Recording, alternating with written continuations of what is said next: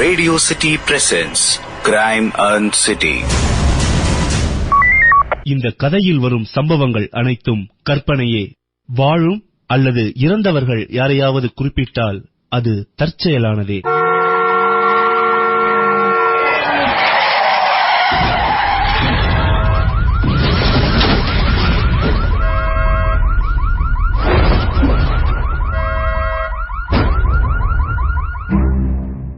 தப்புன்னு நமக்கு நல்லா தெரிஞ்ச பல விஷயங்களை சரியான விஷயம் மாதிரி இன்றைய சமூகத்துல ரெகுலரா நம்ம பார்த்துட்டே இருக்கோம்.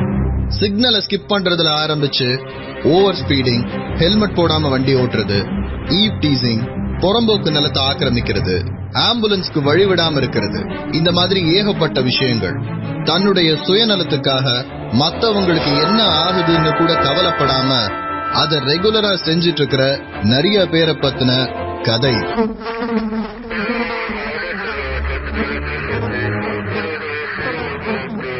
ஒரு வியாழக்கிழமை காலையில 6:30 மணி இருக்கும். ஊருக்கு வெளியே இருக்கிற அந்த ஏரியா வழக்கமான காலைக்குரிய எந்த அறிகுறியும் இல்லாம முழு பரபரப்போட இருக்கு. ஒரு ஆம்புலன்ஸ், 2 போலீஸ் ஜீப், 2 டிராபிக் போலீஸுடைய பேட்ரோல் பைக்ஸ்னு அந்த இடமே அமளி துமளி பட்டு இருக்கு. இவ்வளவு பரபரப்புக்கும் காரணம் அந்த செம்மண் தரையில நடுவுல விழுந்து கிடக்கிற ஒரு டெட் பாடி. கணுக்கால்கள் இரண்டுமே உடைக்கப்பட்டு கழுத்து திருகப்பட்டு இறந்த நிலையில கிடக்கிற ஒரு டெட் பாடி. யோ, அந்த பக்கத்துல இருக்கிற டயர் மார்க் என்ன டயர் மார்க்னு பார்த்தாச்சா? ஃபிங்கர் பிரிண்ட் எடுத்தியா? இந்த ஆள் யாரு, அட்ரஸ் இருக்கான்ற ஏதாவது அடையாளம் இருக்கான்னு செக் பண்ணுங்க. மோப்பனா எங்கயா? ராபர்ட் கூட்டுட்டாரா? சார், மோப்பனை அந்த ஓட வரைக்கும் ஓடிட்டு திரும்பி வந்துருச்சு சார். ஓட வரைக்குமா? அங்கிருந்து 1/2 கிலோமீட்டர் தூரத்துல இருக்கிற அந்த ஓடையை தாண்டி கொலகாரன் திரும்ப போயிருக்கணும். மோப்பனாய் இங்க இருந்து அவ்வளவு தூரம் ஓடினதுக்கு அப்புறம் எங்கேயும் முன்னேறி போகாம திரும்ப கொலை நடந்த இடத்துக்கே வந்து அங்கேயே நின்னுட்டு இருக்கு. அவன் இங்க எப்படி வந்தான்? அவன் வந்த வண்டி ஏதாவது சரௌண்டிங்ல இருக்கான்னு செக் பண்ணுங்க.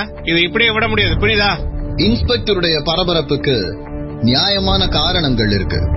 கடந்த 8 மாசத்துல அவருடைய கண்காணிப்புல இருக்கிற இந்த ஏரியால நடக்கிற 6வது மர்டர் இது.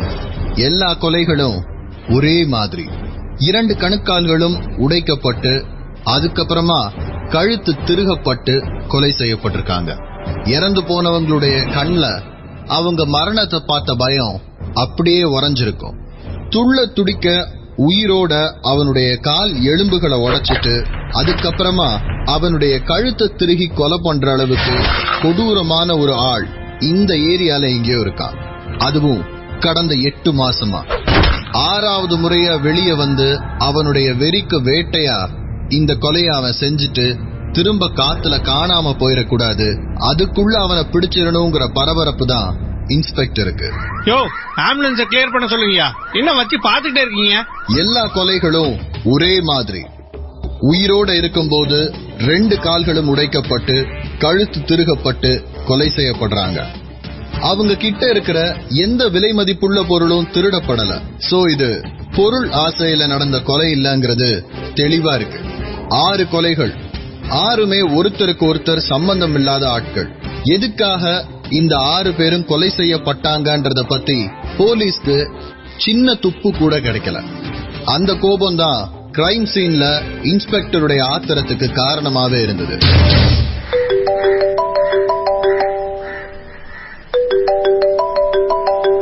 சொல்லுமா. மணி 8 ஆச்சு. டாக்டர் அப்பாயின்மெண்ட் ஞாபகம் இருக்கா இல்லையா? ஆமாம்மா, தெரியுது. ஆனா இங்க ஒரு கொலை கேஸ். டாக்டருக்கு போன் பண்ணி அப்பாயின்மெண்ட் கேன்சல் பண்ணிரியா? அதெல்லாம் பண்ண முடியாது. நான் புக் பண்ணிட்டேன். நீங்க போய் தான் ஆகணும். கிரைம் சீன்ல இருந்து இன்னும் பிங்கர் பிரிண்ட்ஸ் எல்லாம் எடுத்து முடிக்கல. நான் போனா நல்லா இருக்காது. நான் வேணா இன்னொரு நாளைக்கு போட்டுமா? இதெல்லாம் நீங்க சொல்வீங்கன்னு தெரியும். நான் சிவாக்கு போன் பண்ணிட்டேன். அண்ணன் வருவாரு, அவரோட போயிட்டு வாங்க. அவனுமா? சரி, நான் பாத்துக்கிறேன். சிவா இன்ஸ்பெக்டர் குணசேகரனுடைய அதே பேட்ச்ல ட்ரைனிங் முடிச்ச குணசேகரனுடைய நெருங்கிய நண்பர். ட்ரைனிங் அகாடமியில ஆரம்பிச்ச அவங்க பழக்கம் இப்போ பக்கத்து ஏரியால இன்ஸ்பெக்டரா இருக்கிறதுனால இன்னும் நெருக்கமான நட்பா, ஒரு குடும்ப நண்பரா அப்படியே தொடர்ந்துட்டு இருக்கு. எங்கடா இருக்க? டேய், உன் புடனைக்கு பின்னாடி தான் இருக்க. போன வை. அண்டியா? என்னடா தங்கச்சி போன் பண்ணா நீ எங்க நின்னுட்டு இருக்க? டேய், இடத்த பார்த்தல, இதெல்லாம் இப்படியே விட்டுட்டு வர முடியாது. நீ போன் பண்ணி அவள்கிட்ட இன்னொரு நாளைக்கு கூட்டு போறேன்னு சொல்லிடு. டேய், இந்த வேலையில உனக்கு எப்பவுமே ஃப்ரீ டைம் கிடைக்க போறது இல்ல. ஃபாரன்சிக் ரிப்போர்ட் வரதுக்குள்ள நம்ம வந்துடலாம் வா. நான் சொன்னா எவன்டா கேக்குறது? சரி வா போலாம். இன்ஸ்பெக்டர் சிவாவும் குணசேகரனும் கிரைம் சீன்ல இருந்து கிளம்பி ஊருக்கு உள்ள இருக்கிற அந்த ஆர்த்தோ கிளினிக்கு வந்து சேரும் போது இன்ஸ்பெக்டர் குணசேகரனுடைய போன் அடிக்க ஆரம்பிச்சது. சார், 3 நாளைக்கு முன்னாடி இந்த கடைக்காரரை ஒரு கார் இடிக்க பார்த்திருக்கு. ஆக்சிடென்ட்ல இருந்து ஜஸ்ட் மிஸ் ஆ சார். உனக்கு சொன்னது யாரு இத? அங்க ஒரு டீ கடை இருந்துச்சு சார், அந்த டீ கடைக்காரரு. அந்த ஆளு ஸ்டேஷன் கூட்டு வா, நான் ஸ்டேஷன்ல வந்து பாத்துக்கிறேன். ஒரே மாதிரியான 6 மரணங்கள், எதுலயுமே சின்ன முன்னேற்றம் கூட இல்ல. இந்த கொலை வழக்க பொறுத்த வரைக்கும் பிங்கர் பிரிண்ட்ஸ் இல்ல, ஃபாரன்சிக் கொடுத்த ரிப்போர்ட்ல உபயோகமா எதுவுமே இல்ல. காலையில 4 மணில இருந்து 6 மணிக்குள்ள கொலை செய்யப்பட்டிருக்கலாம் அப்படிங்கறது மட்டும்தான் உபயோகமான ஒரே தகவல். அந்த ஒரு உபயோகமான தகவலோட டீ கடைக்காரருடைய வாக்குமூலம் இன்னும் கொஞ்சம் உபயோகமா இருக்குங்கிற நம்பிக்கையில டீ கடைக்காரரை ஸ்டேஷனுக்கு கூட்டிட்டு வர சொன்னார் இன்ஸ்பெக்டர். சென்னைக்கு வெளியில நகர பரபரப்புல இருந்து தள்ளி இருக்கிற ஒரு கிராமத்துல பெட்டி கடை வச்சு பொழப்பு நடத்திட்டு இருக்கிற ஆண்டியப்பன்கிறவருடைய மரணம் அந்த கிராமத்தையே உலுக்கி போட்டிருந்தது. அந்த மரணம் அதே மாதிரி இதுக்கு முன்னாடி நடந்த 5 மரணங்கள்னு எந்த மரணத்துக்குமே போலீசால இதுவரைக்கும் ஒரு விடை கண்டுபிடிக்கவே முடியல. விசாரணைக்கு நடுவுல மனைவியோட தொந்தரவு தாங்காம தன்னுடைய முதுகு வலிக்காக டாக்டரை பார்க்க வந்திருந்தாரு இன்ஸ்பெக்டர் குணசேகரன். ஹலோ இன்ஸ்பெக்டர், என்ன உங்க வைஃப் நீங்க இன்னைக்கு வர்றது சந்தேகம் தானு சொன்னாங்க, நீங்க வந்துட்டீங்க? இல்ல டாக்டர், உங்க ரிப்போர்ட்ஸ் எல்லாம் உங்க வைஃப் அனுப்பிச்சு வச்சிருந்தாங்க, பார்த்தேன். பெரிய காம்ப்ளிகேஷன்ஸ் ஒன்னும் இல்ல, ஆனா யூ நீட் ரெஸ்ட். அது உங்க வேலையில கிடைக்கவே கிடைக்காது இல்ல? எங்க டாக்டர், ஒண்ணு வீட்டை பூந்து கொள்ளையடிச்சிடறானுங்க, இல்ல எவனையாவது கொலை பண்ணிடுறானுங்க. அப்படி ஒண்ணுமே இல்லையா, அரசியல் மீட்டிங்க்கு பந்தோபஸ்து அமைச்சிடறானுங்க. இப்படி நிறைய திங்கிங் இருக்கும்போது லோவர் போன்ல எப்பவுமே ஒரு ஸ்ட்ரெஸ் இருக்கும். அவ்வளவுதான், சின்ன பிரச்சனை தான், சரி பண்ணிடலாம். ஆனா நீங்க ரெகுலரா ட்ரீட்மெண்ட்க்கு வரணும். கண்டிப்பா வந்துடுறேன் டாக்டர். வேற எங்கேயாவது மர்டர் நடந்ததுன்னு அடுத்த தடவை போன் பண்ணி காரணம் எல்லாம் சொல்லக்கூடாது, சரியா? மர்டருங்கிறத தான் எங்கேயுமே மென்ஷனே பண்ணலையே, ஆனா டாக்டருக்கு தெரிஞ்சிருக்குது. ஒருவேளை மனைவி சொல்லி இருப்பாளோங்கிற கேள்வியோட தான் அன்னைக்கு கிளினிக்ல இருந்து எந்திரிச்சு வெளியில வந்தாரு இன்ஸ்பெக்டர் குணசேகரன். ஆனா ஸ்டேஷனுக்கு போன உடனே அடுக்கடுக்கா இருந்த வேலைகள்ல அந்த கேள்வி அவர் மனசுல இருந்து காணாம போயிருச்சு. யோ, அந்த டீ கடைக்காரருங்க சார். என்னையா எப்ப பார்த்த? அண்ணாச்சி எப்பயுமே போயிட்டு சரக்கு வாங்கிட்டு வரும்போது நம்ம கடை திறந்துதான் நின்று டீ குடிச்சிட்டு தான் சார் போவாரு. அதே மாதிரிதான் ஒரு 3 நாள் முன்னாடி அவரை பார்த்தோம் சார். என்ன ஏதோ கார் இடிக்க வந்துச்சு ஏட்ட சொன்னியாமா, என்னது? ஆமா சார், கடை வாசல வண்டி நிப்பாட்டிட்டு அவசரம்னு எதிர்த்தாப்புல ரோட கிராஸ் பண்ணிட்டு போனாரு. வரும்போது ஒரு கார்காரன் வேகமா இடிக்க வந்துட்டான் சார். என்ன வண்டின்னு பாத்தியா? ஒரு சிவப்பு கலர் கார் சார். 3 நாளைக்கு முன்னாடி இடிக்க வந்த கார் கோயின்சிடென்ஸா இல்ல ஆக்சிடென்ட் மாதிரி முடிக்க ட்ரை பண்ணப்பட்ட ஒரு அட்டம்ப்டா? இந்த கேள்விதான் இன்ஸ்பெக்டர் மனசுல ஓடிட்டு இருந்த கேள்வி. அந்த கேள்விக்கு பதில் கண்டுபிடிக்கிறதுக்காக கிரைம் சீனுக்கு மறுபடியும் இன்ஸ்பெக்டர் போன போது அங்க அந்த கிரைம் சீனை சுத்தி சுத்தி வேற வேற ஆங்கிள் போட்டோ எடுத்துட்டு இருந்த ஒருத்தரை இன்ஸ்பெக்டர் பார்த்தாரு. ஹலோ சார், யார் நீங்க? இந்த இடத்த நீங்க போட்டோ எடுத்துட்டு இருக்கீங்க? Hello inspector, I am a doctor. சரி சார், இது ஒரு கிரைம் சீன், உள்ள வந்து நீங்க பாட்டு கழிச்சிட்டு இருக்கீங்க. நோ, காலையில கிரைம் சீனை நானும் பார்த்தேன். ஒரு சில ஐடியாஸ் இருந்தது, அதனால தான் இப்ப போட்டோ எடுத்துட்டு இருக்கேன். என்ன ஐடியா? ஆக்சுவலி இந்த மாதிரியான ஒரு பேட்டர்னை நான் ரிசர்ச் பண்ணியிருக்கேன். எது, கொலையா? நோ இன்ஸ்பெக்டர், தப்பா புரிஞ்சுக்கிட்டீங்க. Actually I am a veterinary doctor. So இந்த மிருகங்களுடைய சுபாவங்களை தெரிஞ்சுக்கிறதுக்காக ஒரு ரிசர்ச் ஒன்னு நாங்க பண்ணிக்கிட்டு இருந்தோம். அதுல பல சமயங்கள்ல மிருகங்கள் ஒரே ஸ்டைல்ல தான் வேட்டையாடும் அப்படிங்கிறது அந்த ரிசர்ச்சோட முடிவு. உதாரணத்துக்கு புலி எப்பவுமே அதனுடைய கால் ஸ்ட்ரென்த்தை நம்பி இருக்கும், அடிச்சுதான் வேட்டையாடும். சிறுத்தை எப்பயுமே கழுத்தை தான் போக்கஸ் பண்ணி கடிக்கும். இன்னைக்கு காலையில நடந்திருந்ததை பாத்தீங்கன்னா கால் எலும்பு உடைச்சிருந்தாங்க, அவன் எங்கேயும் தப்பிச்சு போக முடியாதபடி. அதுதான் அந்த ஆளை ஒருவேளை டார்ச்சர் பண்ணிருக்காங்களா அப்படிங்கறதான் பாத்துக்கிட்டு இருந்தேன். சரி, இந்த கேஸ்ல உங்களுக்கு என்ன அவ்வளவு இன்ட்ரெஸ்ட்? உங்களை இந்த ஊர்லயே நான் பார்த்தது இல்லையே. நான் இந்த ஊர் கிடையாது இன்ஸ்பெக்டர், நான் ஒரு மெடிக்கல் கான்ஃபரன்ஸுக்காக சிட்டிக்கு வந்தேன். காலையில 6 மணிக்கு பேப்பர் போடுற பையன் பயங்கர பரபரப்பா சொல்லிட்டு இருந்தானே அப்படின்ட்டு கிளம்பி வந்தேன். சோ நீங்க என்ன சொல்ல வரீங்க? அவனை டார்ச்சர் பண்ணி கொலை பண்ணிருப்பாங்கன்னு சொல்றீங்களா? இல்ல ஆனா பக்கத்துல சுத்தி இருந்தவங்க எல்லாம் பேசும்போது இதே மாதிரி இன்னொரு கொலையும் நடந்திருக்கு அப்படின்னு சொல்லிட்டு இருந்தாங்க. இது ஏதோ ஒரு மிருகத்தோட வேட்டை மாதிரியே எனக்கு தோணுச்சு. அதான். இதே மாதிரி ஒண்ணு இல்ல, இன்னும் 5 இருக்கு. உங்களுக்கு ஒரு ஹாஃப் அன் ஹவர் டைம் இருக்குமா? ஸ்டேஷனுக்கு வர முடியுமா? கொலை நடந்த அந்த 2 மணி நேர டைம் கேப்ல டாக்டர் வருண் எங்க இருந்தாருங்கிற விவரங்களை கேட்கிறாரு இன்ஸ்பெக்டர். காலையில 6 மணிக்கு தான் நான் என் ஹோட்டல் ரூம்ல இருந்து வெளியிலேயே வந்தேன். ரிசப்ஷன்ல இருக்கிறவங்க இத பத்தி பேசிட்டு இருந்தாங்க. அதை கேட்டதுக்கு அப்புறம் தான் நான் ஸ்பாட்டுக்கே வந்தேன். இந்த இடத்துக்கு எப்படி போகணும்னு நான் அந்த செக்யூரிட்டி கிட்ட தான் வழி கேட்டேன். வேணா நீங்க அவர்கிட்டயே கேட்டு பாருங்க. தேங்க்யூ வருண். வேற ஏதாவது இன்ஃபர்மேஷன் வேணும்னா நான் உங்களை கூப்பிடுறேன். நீ ஒன்னும் தப்பா எடுத்துக்கல. மிஸ்டர் குணா, டு பி பிரிசைஸ், சந்தேகப்படுற எல்லாருமே குற்றவாளிகள் இல்ல. ஆனா அதுக்காக சந்தேகப்படுறத நிப்பாட்டவும் முடியாது இல்ல. அது உங்க தொழில். விசாரணையை முடிச்சிட்டு டாக்டர் வருண் ஸ்டேஷனை விட்டு வெளியில கிளம்புற நேரத்துல இன்ஸ்பெக்டருடைய செல்போன் அடிச்சது. சொல்லு சிவா. குணா, இதே மாதிரி ஸ்டைல்ல ஒரு 4 வருஷத்துக்கு முன்னாடி என்னோட லிமிட்லயும் ஒரு மர்டர் நடந்திருக்கு. அப்ப மொத்தம் 7 மர்டரா? ஆனா இந்த கேஸ் க்ளோஸ் ஆயிருச்சு. ஆறுமுகன் ஒருத்தனை அரெஸ்ட் பண்ணி கன்விக்டும் பண்ணியாச்சு. அரெஸ்ட் பண்ணிருக்கீங்களா? என்ன பேசிஸ்ல? 6 கொலைகள் பண்ண ஒரு கொலைகாரன் அல்லது வேற வேற ஆட்களா? எதுக்காக? எல்லா திசைகள்லயும் இந்த கேஸ விசாரிச்சுட்டு இருக்கிறாரு இன்ஸ்பெக்டர் குணசேகரன். 4 வருஷத்துக்கு முன்னாடி இதே பேட்டர்ன்ல நடந்த ஒரு கொலையில ஒருத்தர் அரெஸ்ட் பண்ணிருக்காங்கிறதே அவருக்கு வித்தியாசமா இருந்தது. ஏன்னா சீரியல் கில்லர்ஸ் எல்லாருமே ஒரு மோட்டிவ்ல ஒர்க் பண்றாங்கன்னா அந்த மோட்டிவ் அவங்களுக்கு திருப்தி தரதா இருக்கும். இன்னொருத்தருடைய ஸ்டைல காப்பி பண்ணி எந்த சீரியல் கில்லரையும் இதுவரைக்கும் மனித குல வரலாற்றுல எங்கேயுமே பார்த்ததில்ல. ஒவ்வொருத்தரும் அவங்களுக்குன்னு ஒரு ஸ்டைல் வச்சிருக்காங்க. இந்த கொலைகாரனுடைய ஸ்டைல் தன்னுடைய இரையுடைய கால்கள் 2ஐயும் கணுக்கால்ல இருந்து உடைக்கிறது. அவங்க கண்ணுல அந்த பயத்தை பார்த்ததுக்கு அப்புறம் கழுத்தை திருகி கொள்றது. இதே மாதிரியான ஸ்டைல்ல முன்னாடி ஒரு கொலை நடந்து அவன் ஜெயில இருக்கிறான்னா இப்ப நடந்துட்டு இருக்கிற கொலைகள் யாரு பண்றது? அந்த ஸ்டைல அப்படியே காப்பி பண்ண வேண்டிய அவசியம் ஏன் வந்தது? 4 வருஷம் ஏன் அவங்க கொலை பண்ணல?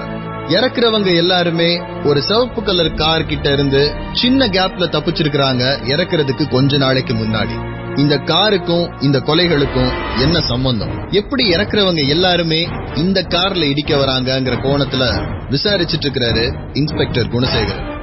தம்பி, ராகுல ஒரு கார் இடிக்க வந்துச்சுன்னு சொன்னல, அது எந்த மேக்குன்னு ஏதாவது ஐடியா இருக்கா? இல்ல சார், அவன் தப்பிச்சிட்டானான்னு பாக்க அவன் கிட்ட எல்லாம் போய்கிட்டு இருந்தோம். அந்த பதற்றத்துல யாரும் காரை கவனிக்க மறந்துட்டோம் சார். உங்க ஃப்ரெண்ட்ஸ்ல வேற யாராவது கவனிச்சிருப்பாங்களா தம்பி? இல்ல சார், விசாரிச்ச போவே நான் அதான் சொன்னேன், யாரும் கவனிக்கல. ராகுலும் அதுக்கப்புறம் அதை பத்தி உங்கள்ட்ட பேசல? இல்ல சார், அது நடந்து கொஞ்ச நேரத்துக்கு கோவமா இருந்தான். அதுக்கப்புறம் அதை பத்தி எதுவும் பேசல சார். சரி, ஓகே, நீங்க கிளம்புங்க. முதல்ல விசாரிச்ச போது என்ன சொன்னாங்களோ அதையேதான் இப்பயும் திரும்ப சொல்றாங்க ராகுலோட ஃப்ரெண்ட்ஸ். ஜாகிங் போயிட்டு இருந்த போது அந்த சைடு ரோட கிராஸ் பண்றதுக்காக ராகுல் போயிருக்கான். வேகமா வந்த ஒரு கார் பக்கத்துல இடிக்கிற மாதிரி வந்து ஸ்லோ பண்ணிருக்கு. ராகுல் அதுல இருந்து விலகி இருக்கான். கார்காரன் கிராஸ் பண்ணி போகும்போது ராகுல கெட்ட வார்த்தைகள்ல திட்டி இருக்கிறான். பதிலுக்கு ராகுலும் அங்கே நின்னு கெட்ட கெட்ட வார்த்தையால அந்த காரை திட்டி இருக்கிறான். ஃப்ரெண்ட்ஸ் ஏன் இதை இவ்வளவு கரெக்டா ஞாபகம் வச்சிருக்காங்கன்னா, ராகுல் கோவப்பட்டு 10 வருஷத்துல அவங்க பார்த்தது இதுதான் முதல் தடவை. ரொம்ப நல்ல பையன், அதிர்ந்து கூட பேசாத ராகுல் அன்னைக்கு அவ்வளோ கோவப்பட்டதுக்கான காரணம் யாருக்குமே தெரியல. இன்ஸ்பெக்டருடைய சந்தேகமும் அதனாலதான் ராகுல் கிட்டேயே திரும்ப வந்ததும். 3 நாட்கள் ஆகியும் வெங்கடேசன்கிறவருடைய கொலை வழக்குல எந்த முன்னேற்றமும் இல்லங்கிற விஷயம் இன்ஸ்பெக்டர் குணசேகரனுடைய மனசுல ஓடிக்கிட்டே இருந்தது. யோ ஜெயவான், இந்த ஆறுமுக கேஸ் என்னையா? சார், எனக்கு என்னவோ கொலை அந்த ஆள் பண்ணிருப்பான்னு நம்பிக்கையே வரமாட்டேங்குது சார். இந்த ஆறுமுகன்றவன் ஒரு சின்ன லெவல் திருடன் சார். ஒரு 10-12 வருஷமா இந்த தொழில இருக்கும். சின்ன சின்ன திருட்டு, இந்த பீரோ புல்லிங்க, அந்த மாதிரியான திருட்டு மட்டும் தான் பண்ணிருக்கான். இது வரைக்கும் அவன் திருடின வீடுகள்ல யாரையும் காயப்படுத்தினது இல்ல, ஆயுதத்தை யூஸ் பண்ணதும் இல்ல. பல நேரங்கள்ல இவன் கிட்ட ஆயுதமே இருக்காதான் சார். அப்படிப்பட்ட ஒருத்தன் திடீர்னு எப்படி சார் கொலைகாரனா மாறுவான்? இறந்து போன அந்த ஆள்கிட்ட இருந்து எவ்வளவு பணம் எடுத்தான்னு ஏதாவது ஐடியா இருக்கா? சார், அவ்வளவுதான் இல்ல சார். அந்த போன் அப்போதைக்கு ஒரு 40,000 ரூபாய் தரும். Watch duplicate. பர்ஸ்ல இருந்தது ஒரு 3,800 ரூபாவோ ஒரு 4,000 ரூபாவோ தான் சார். அதுக்காகவா கொலை பண்ணிருக்கேன்? சார், டெட் பாடி மேல ஆறுமுகத்தோட பிங்கர் பிரிண்ட்ஸ் இருந்திருக்கு. இறந்து போன இந்த ஆளோட பர்ஸ் அவன் கையில இருந்திருக்கு. யூசுவலி இந்த பிக் பாக்கெட்ஸ் பர்ஸ் அடிச்சாங்கன்னா பொருள் எடுத்துட்டு பர்ஸ தூக்கி போட்டுருவாங்கல்ல, இவன் ஏன் பர்ஸ வச்சிருந்தான்? அந்த கேள்விதான் எனக்கும் புரியல சார். அண்ட் டெட் பாடியோட முகத்திலேயோ கழுத்திலேயோ ஆறுமுகத்தோட பிங்கர் பிரிண்ட்ஸ் எங்கேயுமே இல்ல. தோள்பட்டை, முதுகு இந்த ஏரியாக்கள்ல தான் நிறைய கைரேகை இருந்திருக்கு. கழுத்துல 2 விரலோட அச்சு மட்டும் தான் இருந்ததும். யோ அப்படியே கீழே போடு சார். அடியா சொல்றேன். யோ கான்ஸ்டபிள் சார், ஜெயபாலனுடைய போனு, பர்ஸ், அவன் கழுத்துல போட்டிருக்கிற செயின், இதை 3 தேடு. இன்ஸ்பெக்டருடைய கணக்கு கரெக்டா இருந்தது. பின் பாக்கெட்ல இருக்கிற பர்ஸ் எடுக்கிறதுக்காக தோள்பட்டையில கைய வச்சு கான்ஸ்டபிள் ஜெயபாலனை திருப்புறாரு. கழுத்துல போட்டிருக்கிற செயினை பின்னாடி இருந்து எடுக்க முயற்சி பண்ணும்போது பின்னங்கழுத்துல 3 விரல் அச்சு பதியுது. கையில இருக்கிற வாட்சை கழட்டும் போது மணிக்கட்டுல விரல் ரேகைகள் படிஞ்சிருக்கு. டேய், இந்த ஆறுமுகம் ஜெயிலுக்கு போய் எத்தனை வருஷம் ஆகுது? எப்படி இருந்தாலும் ஒரு 3 வருஷம் இருக்கும். ஏன் தப்பா ஒருத்தன் அரெஸ்ட் பண்ணி ஜெயில போட்டிருக்கீங்கடா? டேய், இன்னொருத்த அதே ஸ்டைல கொலை பண்றான்றதுனால ஆறுமுகம் கொலைகாரம் இல்லன்னு ஆயிடாது. உன்னோட கேஸுக்கும் இந்த கேஸுக்கும் வித்தியாசம் இருக்கு. உன் கேஸ்ல காஸ்ட்லியான பொருட்கள் எதையுமே தொடவே இல்ல. கோவம், ரிவெஞ்ச் இதுதான் காரணமா இருக்கணும். ஆனா ஆறுமுகத்தோட கேஸ்ல அப்படி கிடையாது. பொருள் காணாம போயிருக்குடா.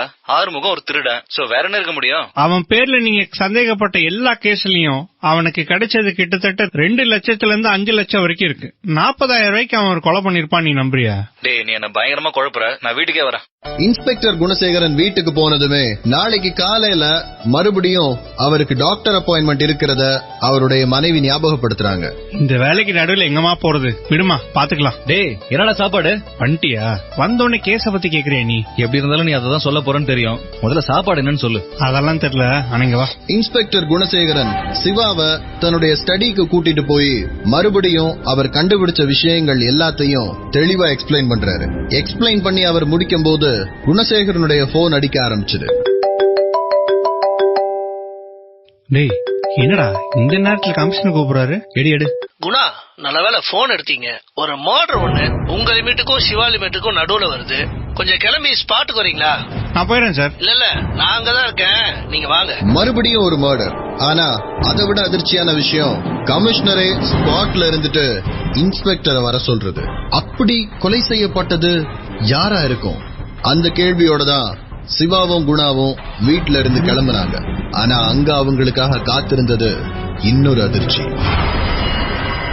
ஒரு கிரைம் சீனுக்கு இன்ஸ்பெக்டர் வர்றதுக்கு முன்னாடி எப்படி கமிஷனர் வந்தாருங்கிற யோசனையோட தான் இன்ஸ்பெக்டர் குணசேகரனும் சிவாவும் கிரைம் ஸ்பாட்டுக்கு வந்து சேர்ந்தாங்க. வழக்கமா எல்லா கொலைகளும் விடியற் காலையில நடந்திருக்கு. ஆனா முதல் தடவையா இந்த கொலை இரவு நேரத்துல ஸ்ட்ரீட் லைட் வெளிச்சத்துல இருந்து ஒதுக்குப்புறமா கொஞ்சம் இருட்டா இருக்கிற ஒரு இடத்துல அதே மாதிரியா கால் எலும்புகள் 2 உடைக்கப்பட்டு கழுத்து திருகப்பட்டு பிணமா கிடந்தாரு அந்த 50 இருந்து 60 வயது மதிக்கத்தக்க ஒரு முதியவர். ஸ்டாண்டர்டான ப்ரொசீஜர் எல்லாம் இவங்க 2 பேரும் வர்றதுக்கு முன்னாடியே முடிச்சு வச்சிருந்தாரு கமிஷனர். சார், நீங்க எப்படி சரிங்க? அந்த கேள்விக்கு கமிஷனர் சொல்றதுக்கு முன்னாடியே பதில் இறந்து போனவருடைய பர்ஸ்ல இருந்து கிடைச்சது. இறந்து போன ஆளுடைய விசிட்டிங் கார்டு அவர் பர்ஸ்ல இருந்து வெளியில எடுக்கும் போதே அதுல போடப்பட்டிருந்தது அந்த ஏரியா எம்பியுடைய அட்ரஸ். ஃபாரன்சிக் காரங்களுடைய முதல் கட்ட இன்ஃபர்மேஷன் படி ஆள் இறந்து 2 இருந்து 4 மணி நேரம் வரைக்கும் ஆயிருந்திருக்கலாம். இன்ஸ்பெக்டர் குணசேகரனுக்கும் சிவாவுக்கும் எப்படி கமிஷனர் அங்க முதல்ல வந்தாருன்றதுக்கான ஐடியா அப்பதான் கிடைச்சது. விசாரணையை அங்க இருந்து டேக் ஓவர் பண்ண சொல்லிட்டு கமிஷனர் கிளம்புறாரு. குணா, ரொட்டீனை சேஞ்ச் பண்ணிருக்கோம்னு நினைக்கிறேன். இது வரைக்கும் காலையில நடந்துட்டு இருந்த கொலை இப்ப நைட் நடந்திருக்கு. யூசுவலி ஒரே ஸ்பாட்ல பாடியை டம்ப் பண்ணிட்டு இருந்தாங்க. இது வேற ஸ்பாட். சோ கொலையாளிக்கு பக்கத்துல போயிட்டு இருக்கோம்னு நினைக்கிறேன். ஆமாண்டா, ஆனா கொலையாளி பத்தி எந்த க்ளூ நம்மள்ட்ட இல்லையே. நம்ம கிட்ட இல்லாம இருக்கலாம், ஆனா நம்ம கிட்ட இல்ல அப்படிங்கறது நமக்கு மட்டும் தானே தெரியும். அப்போ கொலையாளி பக்கத்துல போயிருக்கோம்னா எதை கண்டுபிடிச்சு வச்சிருக்கோம் நமக்கே தெரியாம. சரி, ஒண்ணு பண்ணலாம். இந்த விசாரணை அந்த வீட்டுல இருந்து ஆரம்பிப்போம். ஏதாவது கிடைக்கும். ஒரே நிமிஷம், அதுக்கு முன்னாடி ஒரு விஷயம் இருக்கு. இதுக்கு முன்னாடி நடந்த 6 கொலைகளுடைய ஃபைலையும் எடுத்துட்டு வர சொல்றாரு இன்ஸ்பெக்டர். 6 கொலைகள். ஒவ்வொரு கேஸையும் பைஃபர்கேஷன் பண்ண ஆரம்பிக்கிறாரு. இறந்து போனுடைய ஆளுடைய வயசு, அவங்க அட்ரஸ், அவங்க தொழில், அவங்க மீட் பண்ற மக்கள், அவங்க கொலை செய்யப்பட்ட இடம், அவங்க கொலை செய்யப்பட்ட விதம், அதுக்கு முன்னாடி அவங்களை இடிக்க வந்த அந்த காருடைய கலர், மேக், எத்தனாம் தேதி, ஒவ்வொரு கொலைக்கும் நடுவுல எவ்வளவு கால இடைவெளி அப்படின்னு எல்லா விஷயங்களையும் நோட் பண்றாரு. 6 கொலை நடந்த வரைக்கும் அவங்களுக்கு அதுல எந்த க்ளூவும் இல்ல. ஒருவேளை இந்த 7வது கொலையில ஏதாவது கிடைக்கும்னு நம்ப ஆரம்பிச்சாங்க. அப்படி அவங்கள நம்ப வைக்கிறதுக்கான முதல் விஷயம், இந்த சீரியல் கில்லிங்கோட ரொட்டீன் மாறி இருக்கு. டேய், எப்படி பார்த்தாலும் எனக்கு இந்த கொலைகாரனையும் இந்த கொலை பண்ண ஸ்டைலையும் தவிர எனக்கு வேற எந்த கனெக்ஷனுமே தெரியலடா. டேய், ஒரு விஷயம் நல்லா புரிஞ்சுக்க. நம்ம ட்ரைனிங்ல என்ன சொல்லி கொடுத்தாங்க? எதுவுமே இந்த கேஸ்ல யூஸ் ஆகாத மாதிரி சொல்லி கொடுத்தாங்க. அங்கதான் நீ தப்பு பண்ற. 6 கொலை, எந்த கொலையும் ஒரு சீரான இடைவெளி இல்லாம ரேண்டமா நடந்துட்டு இருக்கு. ஆனா இந்த கொலையை எடுத்துக்க, அவனோட இடத்த மாத்திருக்கான், டைமை மாத்திருக்கான். குற்றவாளியை நம்ம நெருங்க அவனுக்கு டென்ஷன் ஜாஸ்தியாகும், அவன் தப்பு பண்ண ஆரம்பிப்பான். ட்ரைனிங் அகாடமில சொல்லி கொடுத்தாங்கல்ல, குற்றவாளியை கார்னர் பண்ணு, தப்பு பண்ணிட்டு தான் வெளியே வருவான்னு. நீ மட்டும் தான்டா பாசிட்டிவாவே பேசிட்டு இருக்க. இந்த இன்வெஸ்டிகேஷன்ல ஏதாவது பாசிட்டிவா நடக்கும் பாரு. இறந்து போன நபருடைய வீட்டுக்கு 2 இன்ஸ்பெக்டரும் போகும்போது வீட்டு வாசல்ல ஏகப்பட்ட கூட்டம். கூட்டத்தை விலக்கிட்டு 2 பேரும் உள்ள போகும்போது இன்ஸ்பெக்டர் சிவா சொன்ன மாதிரியே பாசிட்டிவான ஒரு விஷயம் அவங்களுக்காக அங்க காத்துக்கிட்டு இருந்தது. 58 வயதான முதியவர் ஒருத்தருடைய கொலை கேஸ விசாரிச்சிட்டு இருக்காங்க இன்ஸ்பெக்டர் குணசேகரனும் இன்ஸ்பெக்டர் சிவாவும். இதுக்கு முன்னாடி நடந்த 6 கொலைகள் மாதிரியே இந்த கொலை இருக்கு. ஒரே வித்தியாசம், வழக்கமா காலையில டிராப் பண்ணப்படுற பாடி இந்த தடவை இரவே நடந்திருக்கு. கொலை செய்யப்பட்ட இடமும் வழக்கமா நடக்கிற இடத்துல இருந்து வேற ஒரு இடம். கொலைகாரனை கார்னர் பண்ண ஆரம்பிச்சாச்சு. கொஞ்சம் கொஞ்சமா அவன் தப்பு பண்ணுவான். இந்த விசாரணையில பாசிட்டிவா ஏதாவது நடக்குங்கிற நம்பிக்கையோட ஆனந்த்ராஜுடைய வீட்டுக்கு வராங்க 2 இன்ஸ்பெக்டரும். வாசல்ல பயங்கர கூட்டம். டேய், என்ன இப்பவே இவ்வளவு கூட்டமா இருக்கு? வந்திருக்கிறவங்கள பார்த்தா சாவு வீட்டுக்கு வந்த மாதிரி இல்லையே. ஒரு நிமிஷம் இரு, கேப்போம். ஹலோ சார், என்னாச்சு? இந்த ஆள் நேத்து ஒரு ஆக்சிடென்ட் பண்ணிட்டு ஊருக்கு ஓட்டான் சார். இப்ப ஹாஸ்பிட்டல்ல இருக்கிறவங்களுக்கு வைத்திய செலவு எல்லாம் யார் பாப்பா? ஆக்சிடென்டா? இந்த ஆளா? எப்போ? நேத்து நைட் இந்த ஆள் நல்லா குடிச்சிட்டு ரோட்ல டான்ஸ் ஆடி எதிர்க்க வந்த காருக்காரன் குடும்பத்தோட போய் மீடியன்ல இடிச்சான் சார். சரி, நீங்க பஞ்சாயத்தை பேசி முடிக்க வந்திருக்கோம்ல. அடிப்பட்ட ஃபேமிலி உங்களுக்கு தெரிஞ்சவங்களா? சார், அவன் வெளியூருக்காரன் சார். இவங்க மேல மோதக்கூடாதுன்னு தான் ஓரமா போய் மீடியன்ல இடிச்சான். இவங்க தானே அவனை பாத்துக்கணும். நீங்க எல்லாருமே அதுக்கு தான் வந்திருக்கீங்களா? நாங்க ஒரு 20 பேர் இதுக்கு தான் வந்திருக்கோம். ஆனா அங்க ஒரு 10 பேர் என்னமோ பேசிட்டு இருக்காங்க சார். சரி, இப்ப கலைஞ்சு போங்க. எதா இருந்தாலும் நாளைக்கு லோக்கல் போலீஸ் ஸ்டேஷன்ல பேசிக்கலாம். ஐயா, வேலைக்கு ஆகாது சார். போலீஸ்காரங்க இதுக்கு கேஸே போட முடியாதுன்னு சொல்லிட்டாங்க. அதெல்லாம் வேலைக்கு ஆகாது. அதனால இன்னொரு ஆக்சிடென்ட்ல இறந்துட்டாரு. காலைல பேசிக்கலாம், கிளம்புங்க. சார், என்ன சார் சொல்றீங்க? ஆமாங்க, கிளம்புங்க. அதேதான் சார் அவங்களும் சொல்லிட்டு இருக்காங்க. நாங்கெல்லாம் கலைஞ்சு போறதுக்கு சொல்றாங்கன்னு பார்த்தோம். உண்மையா தானே சார்? ஆமா, காலைல பேசிக்கலாம். சரி சார், வரோம் சார். ஏய், இங்க வா சார். உன் பேரு, அட்ரஸ், போன் நம்பர்லாம் சொல்லிட்டு போ. சார், நான் ஒண்ணுமே பண்ணல சார். நான் நியாயம் கேட்டு வந்தேன் சார். எல்லாத்தையும் கேட்கலாம். அந்த ஆக்சிடென்ட் ஆனவங்க எந்த ஹாஸ்பிட்டல்ல இருக்காங்க? இங்கதான் சார், பக்கத்துல. பஞ்சாயத்து பண்ண வந்த ஊர்க்காரங்க கிட்ட இருந்து பேரையும் போன் நம்பரையும் வாங்கி வச்சுட்டு அவங்கள அனுப்பி வைக்கிறாரு இன்ஸ்பெக்டர் சிவா. டேய், என்னடா இது? வழக்கமா கார் இடிக்க வரும், இவங்க தப்பிச்சிருவானுங்க. இங்க என்னடா கார்காரனே காலி ஆயிட்டான்? இதுதான் நம்ம கவனிக்காம விட்டுட்டோம்னு நினைக்கிறேன். குணா, விசாரணை முடிட்டோம், சொல்றேன். ஆறுமுகம்ன்றது எங்க அப்பா தான் சார். என்னது இது? வெளியே ஏதோ ஆக்சிடென்ட் கேஸ் அப்படி இப்படின்னு இருக்கானுங்க. நேத்து நைட்டு அப்பா ரோட் கிராஸ் பண்ணும்போது ஒரு கார்காரன் அவர் இடிக்க வந்திருக்கான் சார். அப்பா விலகிட்டாரு, ஆனா அவன் பக்கத்துல ஏதோ மீடியன்ல மோதிட்டான் சார். இவங்க நேரங்காலம் புரியாம நஷ்ட ஈட கூடன்னு வந்து நின்னுட்டு இருக்கானுங்க சார். சரி, இனிமேல் டிஸ்டர்ப் பண்ண மாட்டாங்க. அப்பாக்கு எதிரிங்கன்னு யாராச்சும் இருக்காங்களா? எங்களுக்கு தெரிஞ்சு அந்த மாதிரி எல்லாம் எதுவும் இல்ல சார். வழக்கமான விசாரணையை முடிச்சுட்டு வெளியில கிளம்பும் போது இன்ஸ்பெக்டர் சிவா தன்னுடைய அனுமானத்தை அங்க சொல்ல ஆரம்பிச்சாரு. இந்த ஆக்சிடென்ட் ஆன காரு என்ன கலர்னு பாத்துட்டு போயிருவோமா? டேய், இது அந்த மாதிரி இல்லையடா. ஒருவேளை நம்ம முதல்ல இருந்து யோசிச்சது எல்லாமே தப்பா இருந்துச்சுன்னா? என்ன சொல்ல வர? கார் இவங்களை இடிக்க வரல, காருக்கு குறுக்க இவங்க ஓடி இருந்தாங்கன்னா? அப்போ எனக்கே எதுவும் இன்னும் முழுசா புரியல. வா போலாம். ஆக்சிடென்ட் நடந்து ஹாஸ்பிட்டல்ல அட்மிட் ஆகி ட்ரீட்மெண்ட்ல இருக்கிற அந்த ஃபேமிலியை பாக்குறதுக்காக இன்ஸ்பெக்டர் 2 பேரும் கிளம்பி போறாங்க. இன்ஸ்பெக்டர் சிவாவுடைய புது லாஜிக் குணசேகரனையும் யோசிக்க வச்சது.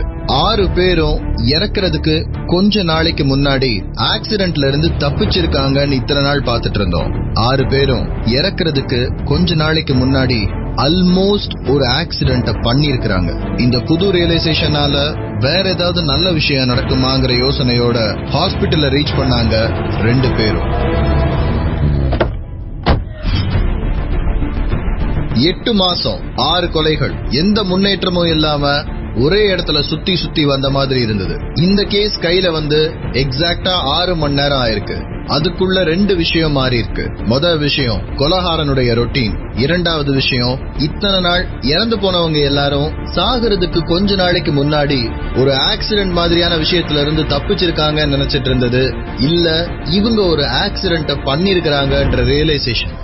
ஆக்சிடென்ட் ஆகி ஹாஸ்பிட்டல் அட்மிட் ஆயிருக்கிற அந்த ஃபேமிலியை பாக்குறதுக்காக இன்ஸ்பெக்டர் 2 பேரும் வந்திருந்தாங்க. நடந்த விஷயம் என்னன்னு சொல்லி அத பத்தி பேச ஆரம்பிக்கிறதுக்கு முன்னாடியே, அவன்லாம் நேத்தே என் கார்ல அடிபட்டு செத்துருக்க வேண்டியவன் சார். அவனை இடிக்க கூடாதுன்னு வளைச்சு பாருங்க, குடும்பத்தோட இப்ப ஹாஸ்பிட்டல் நாங்க படுத்திருக்கோம். போக வேண்டியவன் தான். இறந்து போன ஆறுமுகம் மேல பெருசா கோபத்தை காமிக்கலனாலும் அவர் மேல இந்த குடும்பத்துக்கு ஒரு வெறுப்பு இருந்தது. அந்த வெறுப்புக்கு எல்லா காரணங்களும் நியாயமா இருந்தது. குணா, இத்தனை நாள் நமக்கு மிஸ் ஆனது அந்த கார்ல இருக்கிறவங்க இத பத்தி என்ன நினைச்சாங்க அப்படிங்கறது. ஏன்னா தப்பிச்ச ஆளுகிட்டே கேக்குறோம், அவங்க ஆக்சிடென்ட்ல இருந்து தப்பிச்சுட்டு தான் சொல்றாங்க. ஆக்சிடென்ட் பண்றதே இவங்க தான் போல. புரியுதுரா, ஆனா இதனால ஒரு முக்கியமான விஷயம் இருக்கு. நான் சொல்றத கேளு. எனக்கு இன்னொரு விஷயம் தோணுது, பட் ஆனா நீ முதல்ல சொல்லு. இந்த மர்டர் நடந்த அன்னைக்கெல்லாம் பக்கத்துல இருக்கிற ஹாஸ்பிடல்ஸ்ல ஆக்சிடென்ட்னு யாராச்சும் அட்மிட் ஆயிருக்காங்களான்னு பாப்போம். டேய், ஒரே விஷயத்தை சுத்தி சுத்தி யோசிச்சா இப்படிதான் ஆகும். அதான் ஆக்சிடென்ட்ல இருந்து தப்பிச்சிட்டாங்கல்ல, கார் போயிருச்சு இல்ல அப்படிங்கிற இதை யோசி. மர்டர் நடந்த ஸ்பாட்ல எடுத்த போட்டோஸ் எடுத்து செக் பண்ணுவோம். ஏன் வேற வேற இடத்துக்காரங்களா அதே இடத்துல வச்சு கொலை பண்றதுக்கு ஏதாச்சும் ஒரு மோட்டிவ் இருக்கணும்ல? அதுவும் கரெக்ட் தான். கிரைம் சீன் ஏன் ஒரே ஏரியாவே வச்சிருக்காங்க? அந்த ஒரு ஏரியால நமக்கு எந்த மார்க்குமே இல்ல. அவங்க வந்து போன காரோட டயர் மார்க்கு, அவங்க செருப்பு மார்க்கு. ஏய், கார்னு நீயே கமிட் ஆயிட்டியா? இறந்து போன ஆளுங்க எல்லாரையும் பாரு. இவங்க எல்லாருமே 70 இருந்து 90 கிலோ வரைக்கும் இருப்பானுங்க. இவங்கள ஒரு இடத்துக்கு கொண்டு வந்து அவங்க எல்லாத்தையும் டிஸ்போஸ் பண்றதுக்கு ஒரு கார் வேணும்ல. அப்ப கொலைகாரன் கண்டிப்பா ஒரு ஆம்பளையா தான் இருக்கணும். வெயிட்ட தூக்கணும்ன்றதுனாலயா? இல்ல, இவ்வளவு கொடூரமா கொலை பண்றதுனால. இந்த இடத்துல நான் கருத்து சொல்ல விரும்பல, ஆனா அந்த ஏரியாவை காமிச்சிருக்கியா நம்ம கிரைம் ஸ்பாட்ட? சர்வீஸ் ரோட்ல இருந்து கார் உள்ள வர முடியும். பக்கத்திலேயே ஒரு ஓடை, எல்லாம் ஓபன் ஆகி அந்த ஓடையோட நின்றது. நம்ம போகும்போது அங்க எந்த மார்க்கும் இருக்கிறது இல்ல. திரும்ப சொல்லு. அந்த இடத்துல எந்த மார்க்கும் இருக்கிறது இல்லையா? அதத்தானடா சொல்றேன். டேய், சாதாரணமான ஒரு இடம்னா அங்க அப்பப்போ மனுஷங்க நடந்து போற கால் தடம் இருக்கணும்ல. அது கூட இல்லாம ஒரு ஸ்பாட் எப்படி இருக்கும்? இந்த போட்டோ எல்லாத்தையும் உத்து பாரு. குணா, இத பாரு. டேய், எந்த மார்க்குமே இல்லையடா. அததான் நானும் சொல்றேன், இத உத்து கவனி. என்னடா இந்த இடத்த யாரோ கூட்டி தள்ளன மாதிரி தெரியல. விளக்குமாரோட ஆச்சு தெரியுதா? கோடு கூட தெரியுது. அதையா சொல்ற? ஆமாண்டா, இந்த கார்பரேஷன் எல்லாம் கொடுப்பாங்களே பெரிய விளக்குமாறு. ஆனா இந்த இடத்த யாரா கிளீன் பண்றா? ஒரே ஒரு நிமிஷம் இரு. எல்லா கேசஸ்லயும் பாடி இருக்குன்னு போன் பண்றது யாரு? டேய் சொல்றா. என்னடா இப்படி பொசுக்குன்னு கேட்டுட்ட? ஸ்டேஷனுக்கு வருதா இல்ல கண்ட்ரோல் ரூமுக்கா? கண்ட்ரோல் ரூமுக்கு தான். சூப்பர், கேஸ் முடிஞ்சிருச்சு. எல்லா கொலைகளும் ரிப்போர்ட் பண்ணப்படுறது விடிய காலையில 5 மணில இருந்து 6:30 மணிக்குள்ள. கார்பரேஷன்ல இருந்து ஸ்வீப்பர்ஸ் ஒருவேளை அந்த இடத்த கூட்டுறதுக்காக போயிருப்பாங்கன்னா அவ்வளவு சீக்கிரம் அந்த இடத்துல யாரும் அந்த வேலையை ஆரம்பிக்க மாட்டாங்க. ஏன்னா இன்ஸ்பெக்டர் சிவாக்கு நல்லா ஞாபகம் இருக்குது, இன்ஸ்பெக்டர் குணசேகரனை ஹாஸ்பிட்டலுக்கு கூட்டிட்டு போக பிக்கப் பண்றதுக்காக கிரைம் ஸ்பாட்டுக்கு அவர் போகும்போது எதிர் வரிசையில கார்பரேஷன் யூனிஃபார்ம் போட்ட ஆளுங்க ரோட கிளீன் பண்ணிட்டு இருந்தாங்க. அவங்களும் ரோட மட்டும் தான் கிளீன் பண்ணாங்களே தவிர சர்வீஸ் ரோடுக்கு அந்த பக்கமா இருக்கிற இந்த மாதிரியான காலி நிலத்தையோ கிளீன் பண்ணல. இன்ஸ்பெக்டர் சிவா குணசேகரனை பிக்கப் பண்ண போனது காலையில 8:30 மணிக்கு. கொலை நடந்த இடத்துல இவங்க பாத்துட்டு இருக்கிற இந்த போட்டோ எடுக்கப்பட்டது விடிய காலையில 5:48க்கு. அவ்வளவு விடிய காலையில ஒருத்தர் அந்த இடத்த கூட்டி இருக்கிறாங்கன்னா அது கொலைகாரனை தவிர வேற யாராவும் இருக்க முடியாதுங்கிறது இன்ஸ்பெக்டர் சிவாவுடைய கணிப்பு.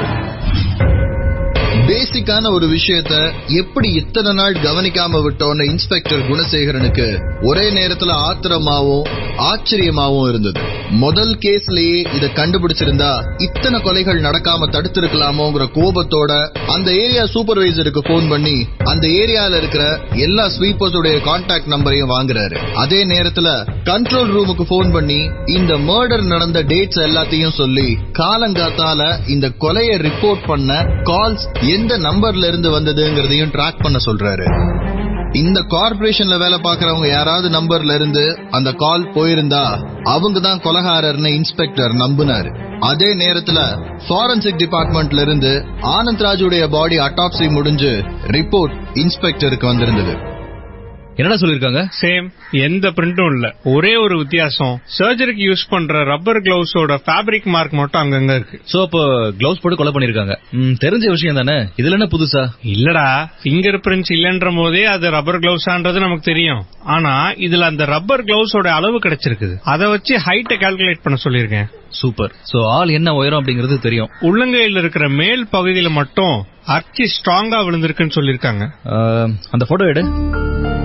ஃபாரன்சிக் டிபார்ட்மெண்ட் இறந்து போனுடைய ஆள் கையில இருந்த ஒரு ரப்பர் பிரிண்டுடைய அச்சை எடுத்திருக்காங்க. ஒரு ஆளுடைய கைகளை பிடிச்சு அவரை தூக்கி நிறுத்தினா எப்படி பிடிச்சிருப்போமோ அந்த மாதிரியான விதத்துல விழுந்திருக்கிற கை அச்சுக்கள்.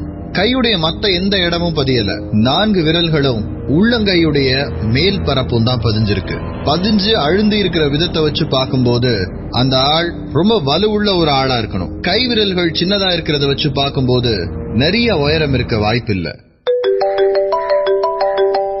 ஒரே ஒரு நிமிஷம் கண்ட்ரோல் ரூம்ல இருந்து போன்.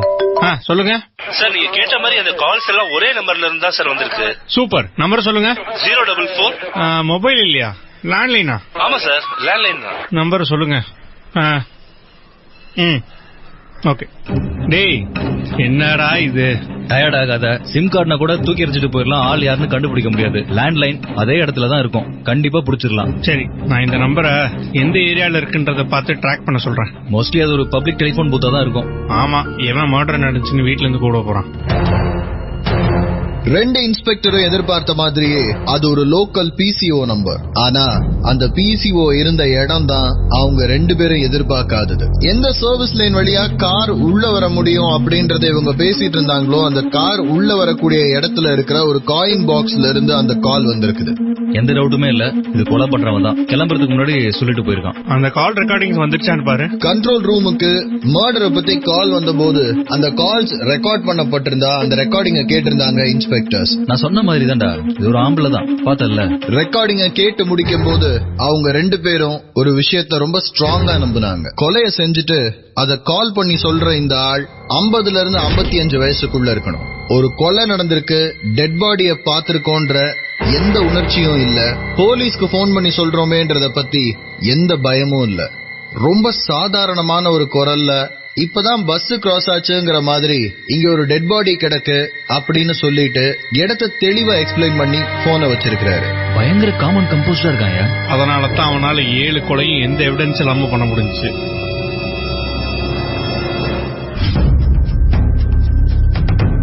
இவங்க எதிர்பார்த்த மாதிரியே அந்த கால் பேசினது ஒரு ஆண். கொலகாரா அப்படின்னு இவங்க மனசுல ஃபிட் பண்ணி வச்சிருந்ததுல இருந்து கொஞ்சம் வேறுபாடுகள் இருக்கு. இவங்க நினைச்சிருந்த கொலகாரனுக்கு 35 வயசுல இருந்து 40 வயசுக்குள்ள இருக்கணும். ஏன்னா எல்லா ஆட்களையும் தூக்கி கொலை பண்ணி டிஸ்போஸ் பண்ணி தடயங்களை அழிக்கிறதுன்னு ஏகப்பட்ட வேலைகளை செஞ்சிருக்கிறான். ஆனா போன்ல பேசின அந்த ஆளுக்கு 50ல இருந்து 55 வயசு வரைக்கும் இருக்கும். அதுல ஒரு சின்ன ஏமாற்றம் இருந்தாலும் ஆல்மோஸ்ட் கொலகாரனை நெருங்கிட்டோங்கிறது இவங்களுக்கு ஒரு பெரிய சந்தோஷமா இருந்தது. ஆனா அவனை எப்படி பிடிக்க போறோங்கிறதுலதான் இன்னும் ஒரு தெளிவான திட்டம் கிடைக்கல இன்ஸ்பெக்டர்ஸ் 2 பேருக்கும். டேய், எப்படி இருந்தாலும் அவன் கொலை பண்றதா இருந்தா அந்த இடத்துக்கு வந்து நமக்கு போன் பண்ண தான் போறான். ஆனா கொலை பண்றதுக்கு முன்னாடி அவன் எப்படி பிடிக்க போறான்?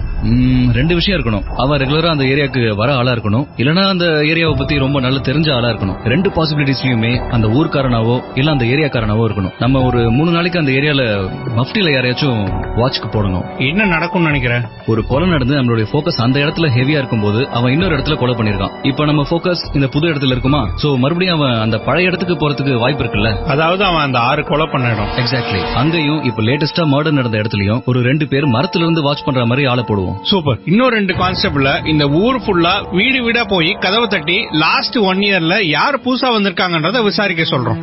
இது 2த்துக்கும் நீ ஆளுங்களை அனுப்பு. உடனே பண்ணிடுறேன். சரி, அப்படியே வா, டாக்டர் கிட்ட கிளம்பு. டேய் சாரி தம்பி, 8 மணிக்கு அப்பாயின்மெண்ட், போயே ஆகணும். செய்யுங்கடா. நிறைய முன்னேற்றம் இருக்குங்கிற சந்தோஷத்தோட அன்னைக்கு டாக்டரை பார்க்க கிளம்பி போறாங்க 2 இன்ஸ்பெக்டரும். ஹாஸ்பிட்டல் போய் டாக்டருடைய 9 மணி அப்பாயின்மெண்ட் வந்துட்டாங்கன்றத ரிசப்ஷன்ல இருக்கிற அந்த பொண்ணு கிட்ட சொல்லிட்டு 2 பேரும் உள்ள போய் உட்கார்ந்தாங்க. தம்பி சிவா, பாத்தியா? எத? நீ பாத்துட்டேன்னு எனக்கும் தெரியும். எப்படி? டேய், எதரா சொல்ற? சரி, பொண்ணு நல்லா தான் இருக்கு. எந்த பொண்ணு சொல்லிட்டு இருக்க? அதாண்டா, உனக்கு காக்கி யூனிஃபார்ம பார்த்து பார்த்து பொண்ணு எது பையன் எதுன்னு வித்தியாசமே தெரியாம இருக்க. டேய், அப்படிலாம் ஒண்ணும் இல்ல. அது ஏதோ சின்ன புள்ள போலீஸ் யூனிஃபார்ம் சும்மா குறுகுறுன்னு பாத்துட்டு இருக்கு போல. யூனிஃபார்ம் பாக்குற மாதிரியே தெரியலையப்பா. நானும் யூனிஃபார்ம் தான் போட்டிருக்கேன். நீ இன்னைக்கு சரியா அயன் பண்ணல. எனக்கும் அப்படிதான் தோணுது. எக்ஸ்கியூஸ் மீ, டாக்டர் உங்களை உள்ள கூப்பிடுறாங்க. இப்பயும் அங்க கண்ணுக்கு நான் தெரியவே இல்ல. எக்ஸ்கியூஸ் மீ, நான் தாங்க பேஷண்ட். டேய், அசிங்கப்படுத்தாத, வா. Hello doctor. குணசேகரன், எப்படி இருக்குது பேக் பெயின் இப்போ? அதே அளவு பேடா இருக்கு டாக்டர். உங்க ஸ்பைன் போன்ஸ்ல ஒரு கம்ப்ரெஷன் இருக்கு. ஒன்னும் பெரிய பிரச்சனை எல்லாம் இல்ல. ஆனா கொஞ்சம் ஒரு டிஸ்கம்ஃபர்ட் இருக்க தான் செய்யும். அது மெடிகேஷன்ஸ்ல எக்ஸசைஸ்ல சரி பண்ணிடலாம். சர்ஜரி எல்லாம் ஒண்ணும் இல்ல டாக்டர். சேச்சே அவ்வளவுலாம் இல்ல. உங்க வைஃப் உங்களை சரியான நேரத்துக்கு வர வச்சிருக்காங்க. அப்படி இல்லன்னா அந்த கம்ப்ரெஷன் கீழே இருக்கிற நரம்ப பாதிச்சிருக்கும். அதுதான் காம்ப்ளிகேஷன்ஸ் அதிகப்படுத்தும். சரி டாக்டர், வேற எதுவும் பிரச்சனை எல்லாம் இல்ல?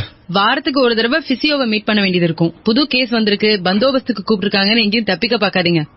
மாட்டேன். ஓகே பாக்கலாம். அப்போ டாக்டர் ஒரே ஒரு கொஸ்டின். சொல்லுங்க. இல்ல உங்க ஒட்டுமொத்த ஃபேமிலியும் ஒரு கார் ஆக்சிடென்ட்ல இறந்துட்டதா என் வைஃப் சொன்னா, அந்த இன்னொரு கார் டிரைவர் மேல கேஸ் போட்டீங்களா? யார் மேலயும் கேஸ் போடுறதுனால யாரும் திரும்ப வரப்போறது இல்ல குணசேகரன். இல்ல இங்க ஒரு கேஸ்ல ஆக்சிடென்ட் ஆனதுக்கே ஒட்டுமொத்த குடும்பத்தையும் திருப்பி போட்டு பஞ்சாயத்து பண்ணிட்டு இருந்தாங்க. உங்களுக்கு அவ்வளவு பெரிய லாஸ், நீங்க இவ்வளவு நார்மலா இருக்கீங்களே. முதல் 2 வருஷம் கார்னால எனக்கும் ரொம்ப பயமா தான் இருந்தது. பட் என்ன பண்ண, நீங்க ரிசப்ஷன்ல பாத்தீங்களே மது, அவளை நான் அடாப்ட் பண்ணிருக்கேன். அப்புறம் வேற ஊருக்கு ஷிஃப்ட் ஆனேன். இப்ப இந்த ஊருக்கு வந்து 2 வருஷம் ஆகுது. டவுனோட ஸ்ட்ரெஸ், டென்ஷன் இது எதுவும் இல்லாம அமைதியா போகுது வாழ்க்கை. Okay doctor. நெக்ஸ்ட் மீட்டிங்ல பாக்கலாம் குணசேகரன். டேய் இத பாரு, ரிசப்ஷன்ல இருக்கிறது அந்த அம்மாவோட பொண்ணு மாதிரியா. ஓகேனா சொல்லு, ஹாஸ்பிட்டலோட செட்டில் ஆயிரலாம். டேச்சி கிளம்புவா. 8 மாசமா விடை தெரியாம இருந்த ஒரு கொலைகேசுடைய முடிவை நெருங்கிட்டு இருக்கிறோன்ற சந்தோஷத்துல 2 இன்ஸ்பெக்டர்ஸும் இன்ஸ்பெக்டர் குணசேகரனுடைய வீட்டை நோக்கி போக ஆரம்பிச்சாங்க.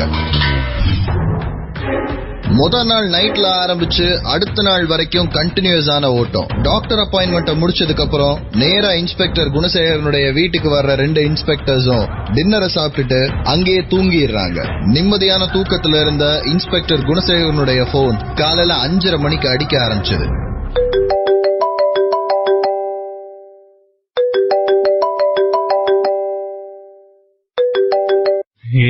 என்னையா சார், இந்த நேரத்துல தனியா ஒருத்த வந்து இந்த இடத்த தரன்னு கூட்டிட்டு இருக்கான் சார். இது 5:30 மணிக்கா? கார்பரேஷன் காரனா இருப்பாயா சார்?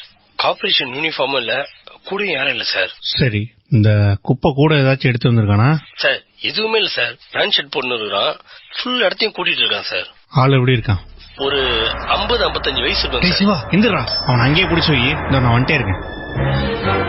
இப்படி ஒரு 3-4 நாள் ஆகும் அப்படின்னு நினைச்சிருந்த விஷயத்துல அடுத்த நாள் காலையிலேயே ஒரு இம்ப்ரூவ்மெண்ட்ங்கிறது 2 பேருக்கும் புது உற்சாகத்தை கொடுத்துச்சு. நேரா காலையில கிளம்பி போய் அந்த கான்ஸ்டபிள் பிடிச்சு வச்சிருந்த ஆள் கிட்ட விசாரணை ஆரம்பிக்க போனாங்க. இவங்க 2 பேருடைய மனசுல இருந்தது கொலகாரனையே நம்ம பிடிச்சிட்டோம்னு. ஆனா அங்க போனதுக்கு அப்புறம் நிலைமை வேற மாதிரி இருந்தது. அங்க இருந்த ஆளை பார்க்கும் போது ஒரு கொலகார மாதிரி தோணல. இதுக்கு முன்னாடி இந்த இடத்துல பாடி இருந்துச்சுன்னு போன் பண்ணது நீங்களா? ஆமா சார். காலையில 5:30 மணிக்கு எதுக்கு இந்த இடத்த கூட்டுறதுக்கு வரீங்க? என்ன கூட்ட சொல்லிருக்காங்க, நான் கூட்டுறேன் சார். கூட்ட சொன்னது யாரு? கார்பரேஷனா? கூட்ட சொல்லிடுறாங்க சார், அவ்வளவுதான். அதான் ஐயா கேக்குறேன், யாரு? தெரியலையே சார். தெரியாத ஆள் சொன்னது எத்தனை நாளா செஞ்சிட்டு இருக்கீங்க? டெய்லி காலையில 5:30 மணிக்கு கூட்டிடுங்கன்னு என்கிட்ட ஒருத்தர் கேட்டாங்க, நான் கூட்டுறேன். அன்னைக்கு இந்த இடத்துல ஒரு டெட் பாடி கிடந்துச்சு, நான் உங்களுக்கு போன் பண்ணி சொன்னேன். நான் எதுவும் தப்பு பண்ணலையா சார்? நீங்க தப்பு பண்ணல நினைச்சிட்டு இருக்கீங்க, ஆனா நீங்க ஒரு தப்போட கூட்டாளியா இருக்கீங்க.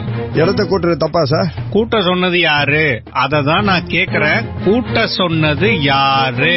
தெரியாது சார். டே சிவா ஐயா, உங்களை ஒருத்தங்க கூட்ட சொன்னாங்கல்ல, எப்படி சொன்னாங்க? கடிதாசி எழுதி போட்டாங்க. கடிதாசியா? எப்படி? ஒரு நாள் காலையில கதவை திறந்தேன் சார், வாசல்ல கடிதாசி இருந்துச்சு. யார் போட்டதுன்னே தெரியாம நீங்களும் அந்த வேலையை செஞ்சுட்டு இருக்கீங்க சார். என் பையன் காலேஜ் படிப்புக்கு கொஞ்சம் பணம் தேவைப்பட்டுச்சு. ஊர் முழுக்க கேட்டேன், எங்கேயும் கிடைக்கல. நான் யாருன்னே தெரியாம எனக்கு ஒருத்தர் உதவி பண்றாங்க. அவங்களே என்கிட்ட உதவி கேட்கும் போது நீ யாரு என்ன ஏதுன்னு அவங்களாண்ட கேட்க முடியுமா? யார் உதவி பண்ணது? கடிதாசி வந்தா மாதிரியே வீட்டு வாசல்ல பணம் இருந்துச்சு. படிக்க வைங்க, படிப்பு தான் அவனை காப்பாத்துன்னு எழுதி இருந்துச்சு. எவ்வளவு பணம் இருந்துச்சு? இருக்குன்னு சார், ஒரு 50,000 ரூபாய் இருக்கு. ஏங்க 50,000 ரூபாய் உங்க வீட்டு வாசல்ல போட்டிருக்காங்க, யாரு என்ன ஏதுன்னு கேட்க மாட்டீங்களா நீங்க? நான் ஏன் சார் கேட்கணும்? நான் கேட்கறப்போ எனக்கு கட்சிதா? நான் தான் இப்படி ஆயிட்டேன், என் பையன் படிக்கணும், நான் எவ்வளவு கஷ்டப்படுறேன். அதுக்கு கடவுள் கொடுத்ததுன்னு நான் நினைச்சுக்கினேன். யாரு கொடுத்தாங்கன்னு கூட நீங்க யோசிச்சதே இல்லையா? சார் என் ஏரியா ஃபுல்லா குடிசை சார். என் ஏரியாக்கார எவனும் இல்ல சார். அதை தவிர எனக்கு வேற உலகமே தெரியாது சார். நான் எப்படி சார் யோசிக்க முடியும்? டேய் வண்டி வர சொல்லி ஒரு ஸ்டேஷன்ல உட்கார வை. டேய் தயவு செய்து இதுவும் யூஸ் இல்லைன்னு மட்டும் சொல்லிடாதரா. கிறுக்கா, உனக்கு இது புரியலையா? யாரோ ஒருத்தருக்கு இவன் பையன் படிக்கிறதுக்கு பணம் வேணும்னு தெரிஞ்சிருக்கு. பணத்தை கொடுத்திருக்காங்க, பதிலுக்கு ஹெல்ப் கேட்டிருக்காங்க. இந்த ஆளோட குடும்ப சூழ்நிலைய நல்லா தெரிஞ்ச ஒருத்தன், அத்லெட்டிக்கான ஒரு ஆளு, அடிச்சு கொலை பண்ணக்கூடிய அளவுக்கு வலுவான ஒரு ஆளு. இந்த ஆளுதான் எனக்கு குடிசையை தவிர எதுவுமே தெரியாதுன்றா என்னடா? இந்த ஆளுக்கு தெரியாம இருக்கலாம், ஆனா இந்த ஆளு வேற யாருக்கும் தெரிஞ்சிருக்குல்ல. இந்த ஆளை தெரிஞ்சிருக்கு, இந்த ஆளோட பினான்சியல் ஸ்டேட்டஸ் தெரிஞ்சிருக்கு, இவரோட வேலை என்னன்னு கூட தெரிஞ்சிருக்கு. இந்த ஆளுக்கு ஒரு ஹெல்ப் பண்ணா பதிலுக்கு ஹெல்ப் பண்ணுவாருன்னு தெரிஞ்சிருக்கு. யாரா இருக்க முடியும்? அந்த பையன் படிக்கிற காலேஜ் நிறைய சான்ஸ் இருக்கு. கொலையாளி கிடைக்கலனாலும் கொலையாளி டைரக்டா ஹேண்டில் பண்ற ஒருத்தனை பிடிச்சிருக்கிறோங்கிற சந்தோஷத்தோட நேரா அரெஸ்ட் பண்ணி வச்சிருக்கிறவருடைய வீட்டுக்கு போறாங்க. அங்க அவர் பையன் கிட்ட அவன் படிக்கிற காலேஜ், அவனுக்கு தெரிஞ்ச ப்ரொஃபசர்ஸ், அந்த ப்ரொஃபசர்ஸ்க்கு இவனை எவ்வளவு தூரம் தெரியும், இவனுக்கு உதவி பண்ண அவங்க எவ்வளவு ரெடியா இருப்பாங்கன்ற டீடைல் எல்லாம் வாங்கிட்டு காலேஜ்ல முதல் ரவுண்ட் விசாரணை முடிக்கிறாங்க. காலேஜ்ல முதல் ரவுண்ட் விசாரணை முடிச்சு வெளியில வரும்போது எனக்கு என்னமோ அந்த எக்கனாமிக் ப்ரொஃபசர் மேலதான் டவுட்டா இருக்கு. டேய், அந்த பிடி வாத்தியாரு அந்த ஆளு தான் திருன்னு முழிக்கிறான். பிரின்சிபால ஒரு தடவை பாத்துருவோமா? வா இங்க பாருடா, எனக்கு தோணுது, சொன்னா கேளு. காமாலக்காரன் கண்ணுக்கு கண்டதெல்லாம் மஞ்சள்ங்கிற மாதிரி 2 இன்ஸ்பெக்டருக்கும் பாக்குற எல்லா ப்ரொஃபசர் மேலயும் சந்தேகம் வந்தது. ஆனா யாரா இருக்கும் அப்படின்னு யாரையுமே அவங்களால சிங்கிள் அவுட் பண்ணவே முடியல. 7 கேஸையும் முதல்ல இருந்து திரும்ப ஒரு தடவை அனலைஸ் பண்ணி பார்த்துட்டு 2 பேரும் லஞ்சுக்காக வீட்டுக்கு வரும்போதுதான் இன்னொரு முக்கியமான க்ளூ இவங்க எதிர்பார்க்காத ஒரு இடத்துல இருந்து கிடைச்சது. 7 கொலைகள் 8 மாசத்துல, ஒரே மாதிரியான ஸ்டைல், ஒரே மாதிரியான விதத்துல. 7 பேரும் ஒரு ஆக்சிடென்ட்ட ஆல்மோஸ்ட் பண்ணிருக்காங்க. இவங்க ரோட்டுக்கு குறுக்க வந்தனால ஒரு கார் ஆக்சிடென்ட் ஆக போயிருந்திருக்கு. அதுக்கப்புறம் அதுல இருந்து தப்பிச்சிருக்காங்க. கடைசியா கொலை செய்யப்பட்ட 7வது ஆள், இவர் ரோட்டுக்கு குறுக்க வந்ததுனால ஒரு கார் ஆக்சிடென்ட் ஆகி ஒரு குடும்பமே ஹாஸ்பிட்டல்ல இருந்தது. அடுத்த நாளே கொலை செய்யப்பட்டிருக்கிறாரு. முதல் 6 கொலைக்கும் யூஸ் பண்ணப்பட்ட ஒரு இடத்த டெய்லி காலையில 5:30 மணிக்கு ஸ்வீப்பரா வேலை பார்க்கிற ஒருத்தர் காலையில வந்து கூட்டுறாரு. யாரு சொன்னாங்கன்னு தெரியாது, எதுக்காக கூட்ட சொன்னாங்கன்னு அவருக்கு தெரியாது. என்னைக்கெல்லாம் டெட் பாடி கிடக்குதோ அன்னைக்கெல்லாம் அவர் கடமையா போலீஸ்க்கு போன் பண்ணி சொல்லிட்டு போயிருக்கிறாரு. இந்த கொலையில உண்மையிலேயே அவருக்கு பங்கு இருக்கா, இந்த கொலைகாரனை அவருக்கு தெரியுமா, இத பத்தி விசாரணையில எதுவுமே கண்டுபிடிக்க முடியல. ஆனா கொலைகாரனுக்கு இந்த ஸ்வீப்பர் பாக்யராஜுடைய குடும்ப பின்னணி, அவருடைய பையன் படிப்புக்கு பணம் தேவை, இந்த மாதிரியான எல்லா விஷயங்களும் தெரிஞ்சிருக்கு. காலேஜ்ல இருக்கிற ஏதாவது ஒரு ப்ரொஃபஸரா இருப்பாரோங்கிற நம்பிக்கையில காலேஜ் முழுக்க விசாரணை பண்ணாலும் இது வரைக்கும் எதுவுமே கிடைக்கல. அந்த அயற்சியோட லஞ்சுக்கு 2 பேரும் வீட்டுக்கு வராங்க. டேய், எனக்கு என்னமோ அந்த எக்கனாமிக்ஸ் வாத்தியார் மேலதான்டா சந்தேகமா இருக்கு. நீ பிரின்சிபால பார்த்து வந்திருக்கணும். நீங்க 2 பேரும் சாப்பிடுற வேலையை பாக்கணும். இப்போ ஏமாச்சா, போலீஸா இருந்தாலும் வீட்டுல பயந்துதான் ஆகணும்ல. அண்ணா ஏதாவது கேட்டீங்களா? இல்லம்மா, எதுவும் இல்ல. நான் ஒன்னு சொல்லணும்னு நினைச்சேன்ப்பா. அந்த டாக்டர் நேத்திக்கு ஒன்னு பயங்கரமா பாராட்டினாங்க. டாக்டர் தானே? ஆமாமா, நீ மட்டும் கரெக்டான டைம்ல என்ன அவங்கள்ட்ட போக சொல்லலன்னா என்ன இருந்திருக்கும்? ரொம்ப பிரச்சனையா இருக்குமாப்பா. ஓ டேய், சொன்னாங்களடா? ஆமா ஆமா ஆமா தங்கச்சி, சொன்னாங்க. சரிண்ணே, ஆனா அந்த டாக்டர் ரொம்ப நல்ல டாக்டர்ண்ணே. ஆமாப்பா, நேத்திக்கு நான் கூட அதுதான் பேசிட்டு இருந்தேன். ஒரு குடும்பத்தையே இழந்துட்டு அதுல இருந்து மீண்டு வரதெல்லாம் ரொம்ப பெரிய விஷயம்ப்பா. அதுல பாருங்களேன், அந்த ரிசப்ஷனிஸ்ட் பொண்ணு அவங்களே தத்தெடுத்து வளர்த்து தனி ஆளா எவ்வளவு பெரிய ஆளாக்கிருக்காங்க. அதான்ப்பா, அதேதான். ஏய் சும்மாறா. அண்ணே என்னாச்சு? இவன் லூசுமா, ஏதாச்சும் சும்மா புலம்பிட்டே இருப்பான். அவர் எதுவுமே சொல்லியே, இப்ப நீங்க தானே சொன்னீங்க. போலீஸ்காரன் பொண்டாட்டினா சும்மாவா? அண்ணா என்னென்ன ஆச்சு? இல்லம்மா, அந்த ரிசப்ஷனிஸ்ட் பொண்ணு நல்லா இருக்காளான்னு பேசிட்டு இருந்தோம். அதாடா பேசணும், எனக்கு அப்படி தோணவே இல்லையே. அண்ணனுக்கு ஓகேனா பேசிடலாம், அந்த பொண்ணு எனக்கு கூட தெரியும். அந்த பொண்ணு நல்ல அத்லெட். நான் நேத்திக்கு அந்த டாக்டர்கிட்ட பேசிட்டு இருக்கும்போது கேட்டேன்ப்பா, ஒரு ஆக்சிடென்ட்ல இருந்து எப்படி உங்களால வெளியே வர முடிஞ்சிச்சுன்னு பேசிட்டு இருந்தோம்ப்பா. ஆக்சுவலா அதுக்காக தான் அவங்க அந்த பொண்ணு தத்தெடுத்தது. அதுக்கப்புறம் அவங்க காரை ஓடுறதே நிறுத்திட்டாங்க, தெரியும்ல. நான் கூட கேட்டேன்ப்பா, எதிர்த்தாப்புல கார் ஓட்டிட்டு வந்தானே ஒருத்தன், அவன் மேல கேச போட்டீங்களான்னு. எதிர்த்தாப்புல கார் ஓட்டிட்டு வந்தாங்க? ஆமாப்பா, கார் ஆக்சிடென்ட் தானே சொன்னேன். ஆமாங்க, கார் ஆக்சிடென்ட் தான். ஆனா இவங்க ஃபேமிலியோட போயிட்டு இருக்கும் போது ரோட்ல ஒருத்தன் குறுக்க வந்துட்டானா. இவங்க ஹஸ்பண்ட் அவன் மேல இடிக்க கூடாதுன்னு காரை திருப்பி அது பக்கத்துல இருந்த பள்ளத்துல ரோல் ஆயிடுச்சு.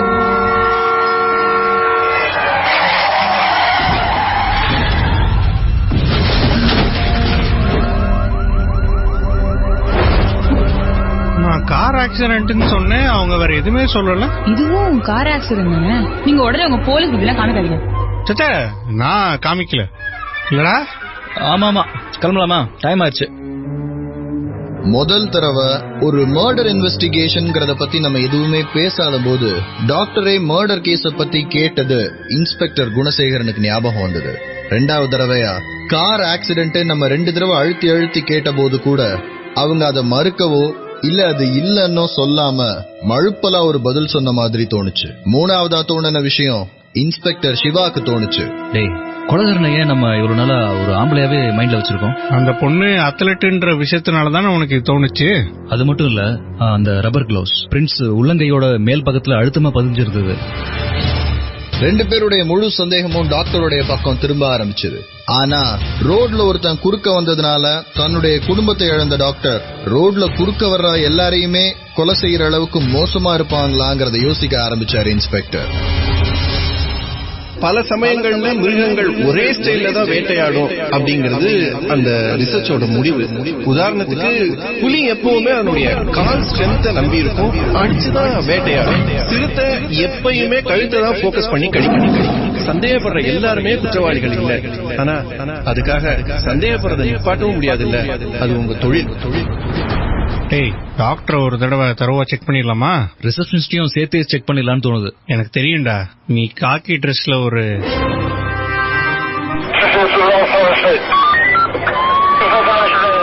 அன்னைக்கு நைட்டு டாக்டர் வீட்டுக்கு வரும்போது போலீஸ் கையில வாரண்டோட வெளியில வெயிட் பண்ணிட்டு இருந்தாங்க.